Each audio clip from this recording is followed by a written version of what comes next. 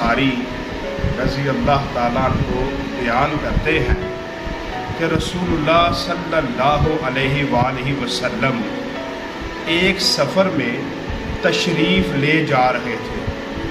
اچانک ایک دیہاتی آیا اور آپ صلی اللہ علیہ وآلہ وسلم کی اونٹنی کی نکیل پکڑ کر کہنے لگا، یا رسول اللہ صلی اللہ علیہ وسلم، وہ چیز بتلائیے جو مجھ کو جنت سے قریب اور دوزخ سے دور کر دے۔ سبحان اللہ، کیسا انہوں نے سوال کیا، کیسی عرض کی کہ لجپال مجھے وہ چیز بتلائیے جس سے میں اللہ کی جنت میں چلا جاؤں اور جہنم سے دوزخ سے بچ جاؤں۔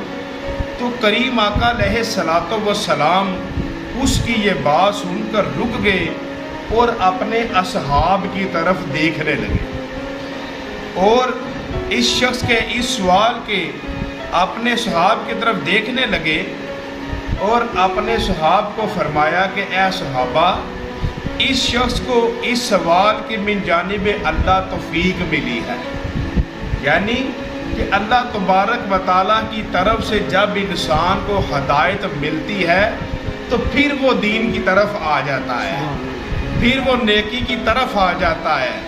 تو رسول اللہ صلی اللہ علیہ وسلم نے فرمایا، اس کے بعد آپ نے اس شخص کی طرف متوجہ ہو کر فرمایا، تم نے کیا کہا تھا؟ اس شخص نے اپنا سوال دہرایا۔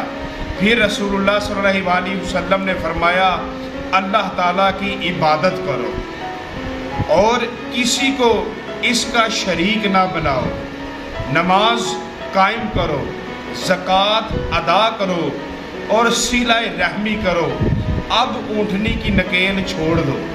یعنی لجپال فرماتے ہیں اگر تو جنت میں جانا چاہتا ہے تو چھوٹی سی نیکی کو بھی عام نہ سمجھ، تو چھوٹی سی نیکی بھی اگر تجھے کرنے کا موقع ملتا ہے تو اس کو کر لے۔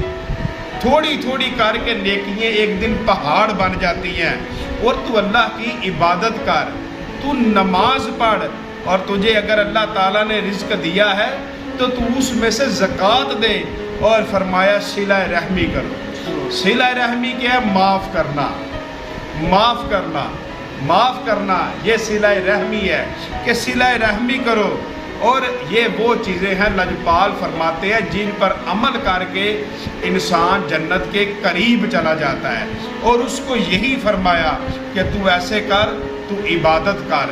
تو اللہ تبارک و تعالی ہمیں 5 وقت کا نمازی بنائے، ہر روز قرآن پاک کی تلاوت کی توفیق عطا فرمائے، اپنی تسبیحات کی توفیق عطا فرمائے، اور درود و سلام پڑھنے کی توفیق عطا فرمائے۔ یہ ساری چیزیں ایسی ہیں جو اللہ کی جنت کے قریب لے جاتی ہیں، اللہ کے قرب کے قریب لے جاتی ہیں۔ اور دوسرا، اپنے سے چھوٹے پر بھی، اپنے سے کمزور پر بھی رحم کرنا، ان سب پر رحم کرنا۔ رحم ایک ایسا ہے کہ جو سیدھا انسان کو جنت کے اندر لے جاتا ہے، کہ جیسے قیامت کا دن ہوگا تو ایک بندہ ایک نیکی کی وجہ سے پھنس جائے گا، جب پھنس جائے گا اللہ فرمائے گا جا نیکی لے اور جنت میں چلا جا۔ اب اس دن آیا ہے کہ کوئی کسی کو نہیں پہچانے گا، نہ ماں باپ اولاد کو، نہ بہن بھائی، نہ رشتہ دار، نہ دوست احباب، ہر کسی کو اپنی اپنی پڑی ہوگی۔ اب رسول اللہ فرماتے ہیں ڈھونڈتا ڈھونڈتا ڈھونڈتا وہ ایک بندے کے پاس چلا جائے گا جو کھیل کود میں لگا ہوئے گا۔ وہ اس کو کہے گا تو کیوں پریشان ہے؟ وہ کہے گا جنت میں جانے کے لیے مجھے ایک نیکی چاہیے۔ اس نے کہا بس ایک نیکی، جا یہ میں نے تجھے دے دی جو میرے پاس ایک نیکی ہے۔ وہ جب اللہ کی بارگاہ میں آئے گا تو اللہ اس سے پوچھے گا کہ یہ نیکی تجھے کہاں سے ملی؟ وہ کہے گا یا اللہ فلاں شخص نے دی۔ اللہ فرمائے گا جا اس کو بلا کر لاؤ۔ اس کو بلایا جائے گا تو اللہ پوچھے گا بتا تو نے اپنی نیکی آج کے دن اس کو کیوں دی؟